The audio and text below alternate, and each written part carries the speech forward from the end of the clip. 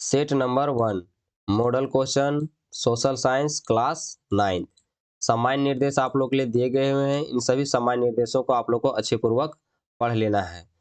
इकाई 1 में अगर आप लोग को पढ़ाई करनी है तो आप लोग को इतिहास की पढ़ाई करनी है, और इकाई 2 में भूगोल, और इकाई 3 में नागरिक शास्त्र, और इकाई 4 में आप लोग को अर्थशास्त्र के बारे में ऑब्जेक्टिव क्वेश्चन आंसर दिए हुए हैं।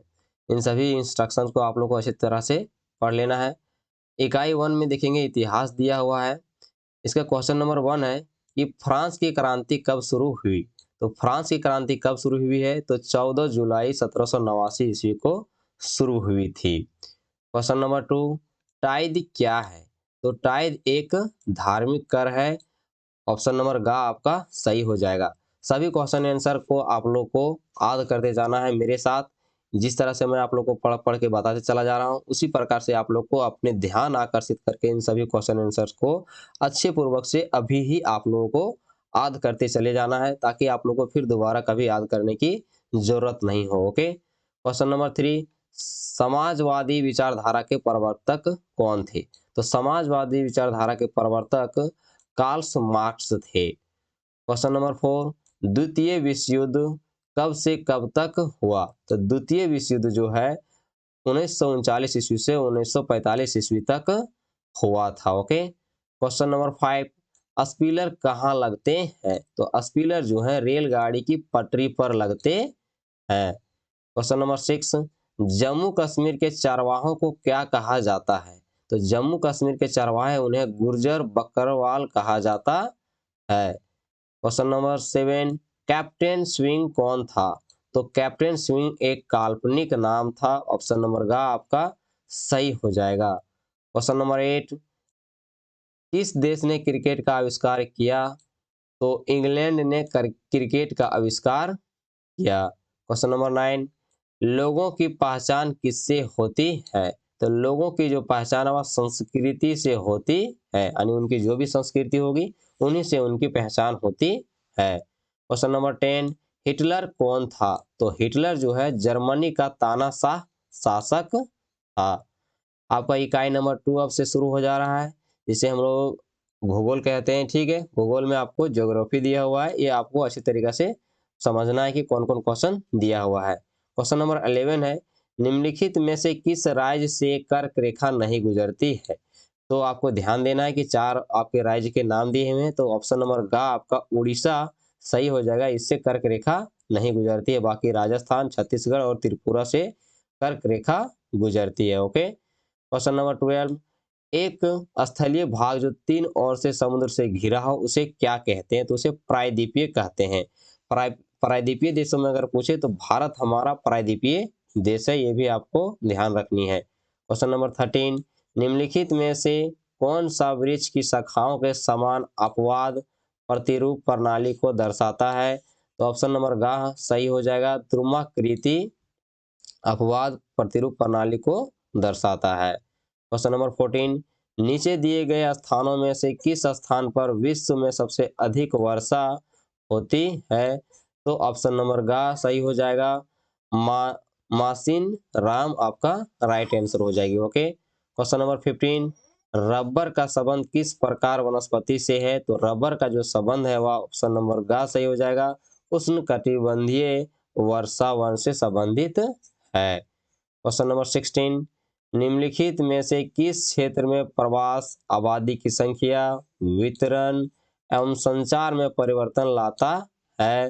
तो इसमें से आपका ऑप्शन नंबर ग सही हो जाएगा, प्रस्थान एवं आगमन दोनों क्षेत्रों में। ओके। क्वेश्चन नंबर 17, भारत का सबसे पूर्वी देशांतर कौन सा है।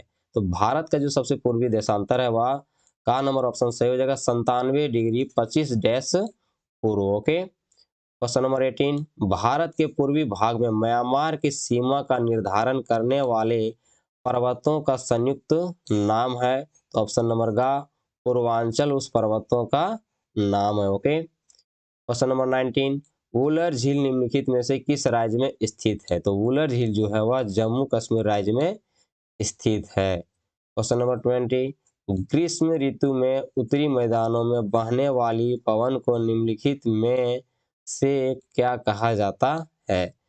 तो उत्तरी मैदानों में जो बहने वाली पवन होती है उन्हें कहते हैं हम लोग ऑप्शन नंबर गा लू। ओके, अब हमारा यहाँ से शुरू हो जाता है इकाई 3 नागरिक शास्त्र, जिसे इंग्लिश में सिविक्स कहते हैं। ओके, क्वेश्चन नंबर 21 है कि इनमें कौन देश सबसे पहले अपने वयस्क नागरिकों को मतदान का अधिकार दिया था। तो इनमें से 4 ऑप्शन दिए हैं, रूस, न्यूजीलैंड, ब्रिटेन और अमेरिका। तो ऑप्शन नंबर का सही हो जाएगा। न्यूजीलैंड जो देश है वह सबसे पहले अपने नागरिकों को वोट देने का अधिकार दिया था। ओके, क्वेश्चन नंबर 22, किस देश से आग सान सूची का संबंध था। तो म्यांमार देश से आग सान सूची का संबंध था। साथ साथ में याद करते चले जाएंगे, मैं आपको बार बार बोल रहा हूँ, साथ साथ में आप लोग को याद करते जाना है। क्वेश्चन नंबर 23, लोकतंत्र के संदर्भ में कौन कथन सत्य नहीं है। तो ऑप्शन नंबर डी आपका सही हो जाएगा। लोकतंत्र मतभेदों और टकरावों को बढ़ाता नहीं है, इसीलिए यह ऑप्शन आपका सही हो जाएगा।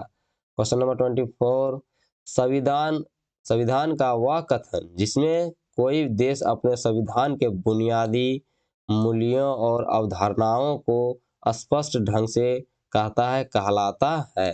तो वह कहलाता है प्रस्तावना। ओके, हमारी प्रस्तावना भी भारत की देखते हैं बहुत ही अच्छी है, क्योंकि हम लोग सारी चीजों के जानकारियां देते हैं अपने प्रस्तावना के अनुसार। ओके, क्वेश्चन नंबर 25, भारत का संविधान कब बना। तो भारत का जो संविधान है वह 26 नवंबर 1949 ईस्वी को बन के तैयार हो गई थी, लेकिन 26 जनवरी 1950 ईस्वी से लागू हुई थी। ओके, अब ये बात और रखेंगे, संविधान दिवस जो है वह 26 नवंबर को मनाया जाता है, और रिपब्लिक डे जो है वह हम लोग को मनाते हैं 26 जनवरी को, और भारतीय स्वतंत्रता दिवस 15 अगस्त को मनाते हैं। ये सभी डेट आप लोग को जरूर याद रहने चाहिए। क्वेश्चन नंबर 26, लोकसभा में अनुसूचित जनजातियों के लिए कितने सीटें आरक्षित है। तो लोकसभा के लिए अनुसूचित जनजातियों की जो सीटें हैं वह 27 रखा गया हुआ है, ठीक है, लेकिन यहाँ ऑप्शन में नहीं है, तो ऑप्शन नंबर आपका गा सही है, क्योंकि जब आप किताब को चेक करेंगे तो ऑप्शन नंबर गा ही सही दिया हुआ है 41, लेकिन 47 आपका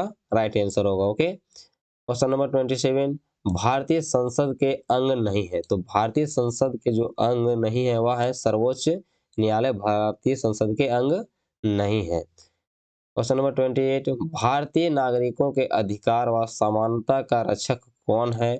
तो ऑप्शन नंबर गा न्यायपालिका इन सभी का रक्षक है। ओके, क्वेश्चन नंबर 29, राष्ट्रीय मानवाधिकार का कार्य नहीं है। तो राष्ट्रीय मानवाधिकार का जो कार्य नहीं है वह है आरोपी को सजा देना। क्वेश्चन नंबर 30, संविधान द्वारा किस बुराई को गैर कानूनी घोषित नहीं किया गया है। तो संविधान द्वारा अंतर जातीय विवाह को जो है ना, इसे जो है गैर कानूनी घोषित नहीं किया गया है। अब यहाँ से शुरू होता है इकाई 4 अर्थशास्त्र, जिसे इंग्लिश में बोलते हैं economics. Okay, question number 31, Palampur का मुख्य सिंचाई स्रोत है। तो पालमपुर का जो मुख्य सिंचाई स्रोत है वह है नलकूप। क्वेश्चन नंबर 32, हरित क्रांति क्या है। तो हरित क्रांति है कृषि में विकास। क्वेश्चन नंबर 33, पालमपुर में खेती पर कितने प्रतिशत लोग आश्रित हैं।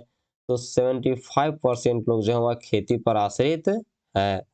क्वेश्चन नंबर 34, जीविका चलाने के लिए कितने प्रकार के कार्य किए जाते हैं। तो जीविका चलाने के लिए 2 प्रकार के कार्य किए जाते हैं। क्वेश्चन नंबर 35, एक देश का श्रम शक्ति क्या है। अगर कोई भी देश है तो उसका श्रम शक्ति क्या है। तो उसके जो युवाओं या का जो उम्र होना चाहिए वह 15 साल से 59 साल तक रहेगा। तो समझिए कि उस देश का जो श्रम शक्ति है यानी कार्य करने की जो शक्ति है वो बहुत ही अच्छी है। क्वेश्चन नंबर 36, MGNREGA का पूर्ण रूप क्या है। तो इसका पूर्ण रूप जो हो जाएगा Mahatma Gandhi national rural employment guarantee act, इसका पूर्ण रूप हो जाएगा। ओके, अगर हिंदी में देखें तो महात्मा गांधी राष्ट्रीय ग्रामीण रोजगार गारंटी अधिनियम, जो कि यह जो अधिनियम पारित हुई थी 2005 ईस्वी को हुई थी, ये भी आप लोग को अच्छी तरीके से याद रखना है। क्वेश्चन नंबर 37, भारत के किस राज्य की न्यूनतम प्रति व्यक्ति आय है। तो इनमें से जो ऑप्शंस दिए गए हैं, इनमें से ऑप्शन नंबर ग आपका सही हो जाएगा। बिहार के जो व्यक्ति हैं उनका न्यूनतम प्रति व्यक्ति है बहुत ही कम है। ओके, क्वेश्चन नंबर 38, NGWP का पूर्ण रूप क्या है? तो ध्यान देंगे यहाँ पर ई नहीं होगा, NFWP हो जाएगा। तो इसका ऑप्शन नंबर जो है डी सही हो जाएगा। National food for work programme इसका फुल फॉर्म होता है। ओके, क्वेश्चन नंबर 39, खाद्य सुरक्षा से आप क्या समझते हैं? तो खाद्य सुरक्षा से हम लोग समझते हैं खाद्यान्न उपलब्धता, आवास उपलब्धता, कपड़ा उपलब्धता।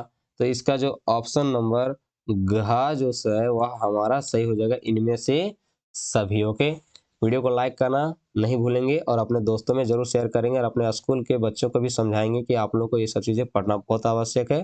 फाइनल एग्जामिनेशन में बहुत सारे सब सवाल देखे जा सकते हैं। Okay, question number 40, ration card कितने प्रकार के होते हैं? तो जो राशन कार्ड है वह मेनली 3 प्रकार के होते हैं। आप लोग का वीडियो यहीं पर समाप्त होता है।